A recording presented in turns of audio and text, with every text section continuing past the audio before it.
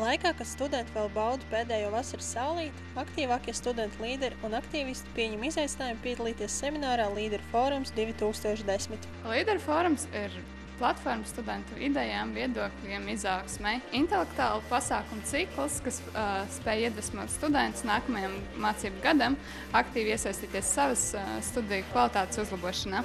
Seminārs notiek jau 9. gadu. Bez ierastā 3 dienu semināra notika arī atvērtās lekcijas, kurās diskutē par augstākās izglītības un studentu dzīves jautājumiem. Formā varēja piedalīties ne tikai pašpārvaldes biedri, bet arī aktīvi studenti un uzzināt par savām tiesībām, pienākumiem un iespējām iesaistīties savas izglītības veidošanā.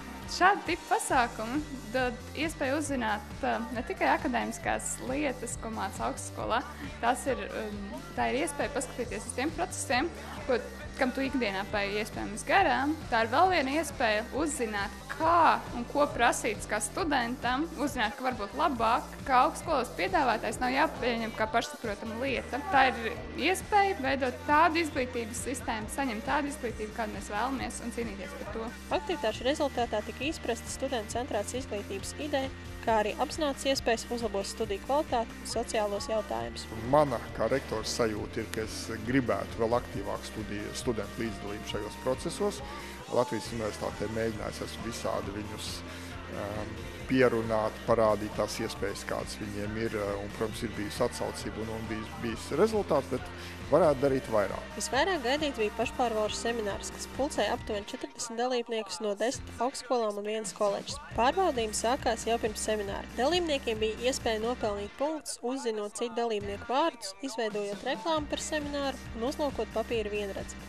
Uzdevumi turpinājās vilcienā Rīga-Jelgava, kur dalībniekiem komandās bija jāuzlūk papīra dzīvnieciņi un jānoprezentē otrā vagona pasažieriem. Punktu pelnīšana notika visu semināru laikā. 2 dalībnieki, kas sakrāja visvairāk punktus, laimēja lidojumu ar paraplānu. Par pārējiem punktiem varēja iegādāties arī dzērienus. Īstenībā es esmu ļoti priecīgs. Bija tāda neliela doma, ka varētu to balviņu dabūt. Un tad, kad tie punkti sāk augt un augt, tad bija iekšā tā doma, ka varētu uzvarēt. Punktus varēja zaudēt, pārkāpjot noteikumus, bet visbargākais sods bija izsūtījums uz Lietuvu. Viss seminārs notika kā ikdienas simulācija. Tā veiksmīga norises bija atkarīga no pašiem dalībniekiem. Pasākumu koordinēja maza noslēpumaina meitenīte. Atklāt viņas identitāti neizdevās. Tas jau nav mums jāvērtē, tas dalībniekiem jāvērtē. Mēs tikai tehniski izpildām un instrukcijas, kas mums ir atstāts. Jūs jau redzējāt, paprasiet mazai meitenītei, jūs viņu atradīsiet. Otrās dienas rīts sākās ar rīta rosmi, bet 3. dienā dalībnieki aizgulējās. Brokastis un pusdienas notika Vecauces pilī, bet vakarīs dalībnieki gatavoja paši. 3. dienas vakarā par ēdienkarti dalībniekiem bija jāvienojas nesarunājoties. Par semināru ir dalīts viedoklis. No nākamajām dienām es ceru iegūt daudz vairāk nekā no šodienas, jo slikts tas karotājs, kas negrib būt ģenerālis. Nepievērš uzmanību tiem kaut kādiem sīkumiem, varbūt tas liekas, ka viss ir super un ir panāks tas, kas ir gaidīts patiesībā. Šeit ir visforšākie cilvēki, tāpēc arī es braucu uz šajieni. Studentu līderu fórums atsevišķi cilvēks apvienoja, sniedzot pieredzi, emocijas un iedvesmu turpmākajiem darbiem.